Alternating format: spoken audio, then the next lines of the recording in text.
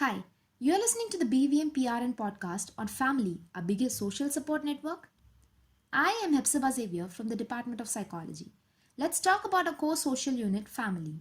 We have different structures of family across the country, like nuclear and joint family, with members ranging from 2 to 5 in average. Regardless of the type of family, the functions remain the same as it nurtures, provides emotional and practical support, and provides its member with a social identity. These rough times have tried us in many ways, but family has continued to be our biggest social support. Today, I have with me Saloni, Harshita, Abhinav, Reshma, Ashish, and Rupini sharing their perspectives about how family has proven to be a pillar during these testing times. Let's start with how spending time with a family has been beneficial. Empathy is the key takeaway. What do you say, Harshita? Yes, I completely agree. Empathy is a psychological hug that we give to someone. Being together as a unit has helped us be kind and get a new insight. Sharing chores among family has definitely increased empathy levels. For example, we usually tend to get angry with our mothers about packing our lunch.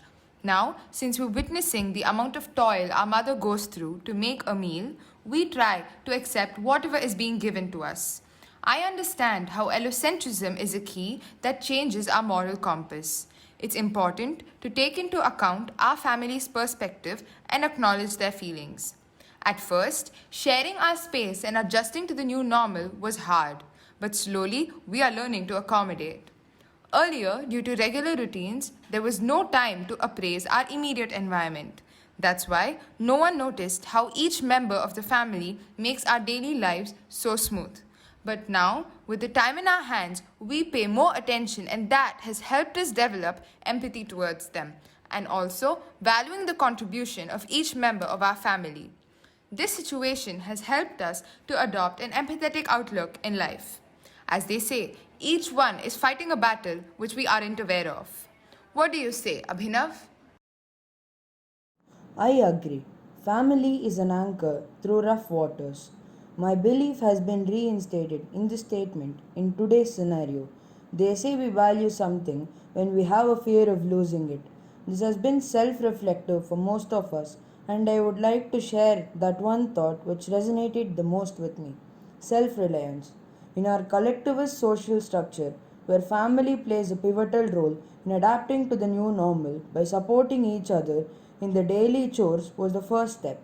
This helped me realize that humans have a vast expanse of potential which we undermine since we create boundaries in minds highlighting gender roles.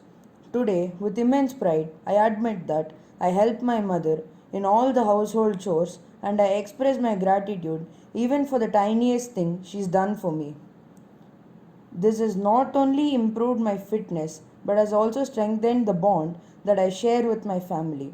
It has increased my self worth since I realize I am self reliant and I have a support system in my family.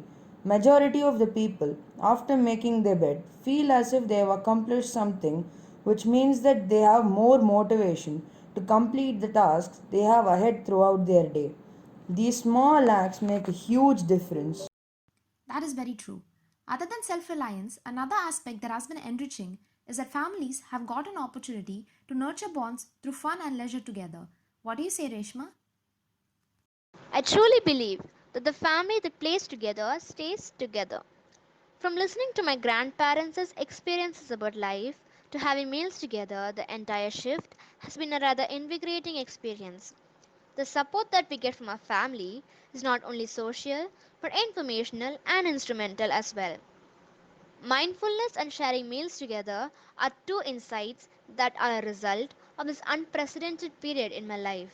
The leisure time spent together in playing games that my parents and grandparents played during their childhood took me closer to their journey. It helped me understand how every subjective experience of the people close to us leaves a lasting impact on our mind. I realized that when we work together and support our family, there is no problem we cannot solve.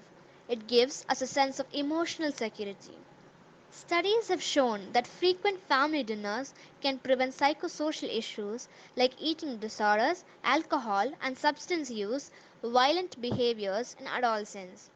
The security provided by regularly breaking bread as a family helps improve social interactions and in turn improving communication. What do you think, Ashish? Yes, Reshma. When talking about having meals together, let's not forget how this period has helped us connect to our roots. The My Roots program in school formed the base for my thought provoking interactions with my family in this period. I was intrigued about the rich cultural heritage that is being passed on like heirloom in our family. The most fascinating aspect of my family's cultural heritage was the traditional food. Generally, in our households, we would cook something that would be easy to prepare. However, during this period, even my father ventured into the kitchen to make some authentic traditional recipes. As a family, it was not only a time to reflect, but also a time where we all got closer to our roots, keeping in mind the importance of good health and immunity. Sitting on the floor and eating our meals without using our fingers have various health benefits, which we all realized once we practiced the same during this period. Traditions that form the basis of our culinary heritage is something I learned about in this period with my family. That is correct. Another aspect that aided family interactions are the virtual communication platforms that rekindled our bonds. What do you say, Rupini? Yes, I agree. From online tambolas to virtual birthday parties, I have done it all. My family now enjoys the virtual interactions we have with all our relatives across the globe. I had an opportunity to train my parents on how to handle technology. I felt surreal as at one point as a child they trained me for school, and now I train them on how to play Ludo virtually with my paternal cousins in the USA. I learned how a social conditioning helps us adapt to situations that are unheard of.